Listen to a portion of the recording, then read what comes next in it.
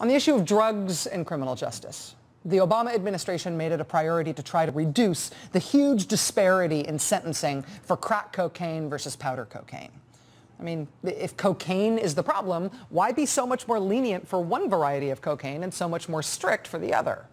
On that issue, the administration found allies in Congress, a lot of allies in Congress. The bill to reduce those sentencing disparities between crack cocaine and powder cocaine, that bill passed by a voice vote in the House in 2010. It passed the Senate by unanimous consent. And because of that, thousands of people who had already been sentenced under the bad old guidelines, they had their sentences retroactively reduced because of that law being passed by Congress and signed by the president. The sentence disparity still exists, but it is not nearly as bad as it used to be. That progress was made with Congress. So there's this range of options, right? There's a range of latitude that you have in the executive branch, that you have as president or the attorney general. And this is some of the most interesting maneuvering we get in American political science. I mean, sometimes you make your case and you hope that others will make change, like in the stand your ground speeches. Sometimes you urge Congress to make a change, and they do. Sometimes you sue to force a change through the courts. And sometimes you find a way to make the change yourself, even when nobody had really thought it might be possible. A really dramatic change was made today by the Attorney General, Eric Holder. He's saying that too many Americans go to too many prisons for far too long and for no good law enforcement reason. The Attorney General announced today that prosecutors will change the way they bring prosecutions for drug crimes, starting now.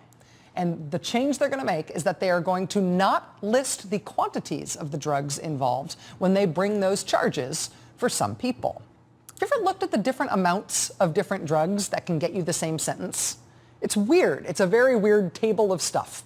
100 kilograms of marijuana will get you an automatic 5 years in federal prison without parole. 100 kilograms of pot.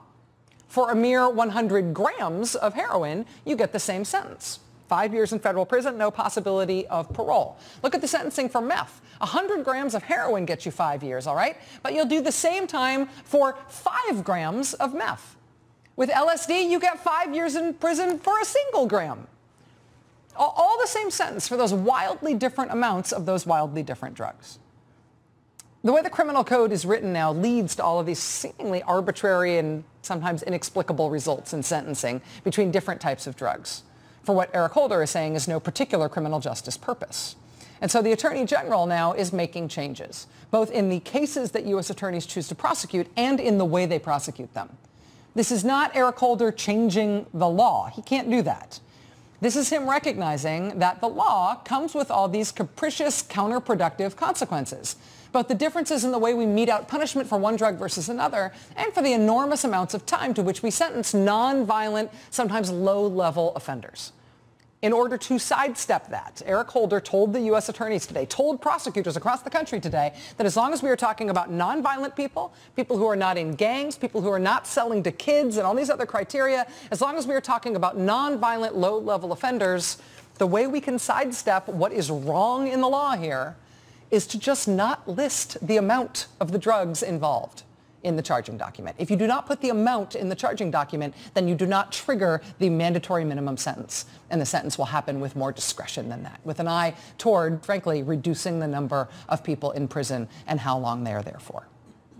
This is not Eric Holder changing the law. Maybe Congress will get around to changing the law someday, but in the meantime, this today, effective immediately, changes the way the law is enforced all across the country, instantly as of today. And it kind of seems like this might be a really big deal.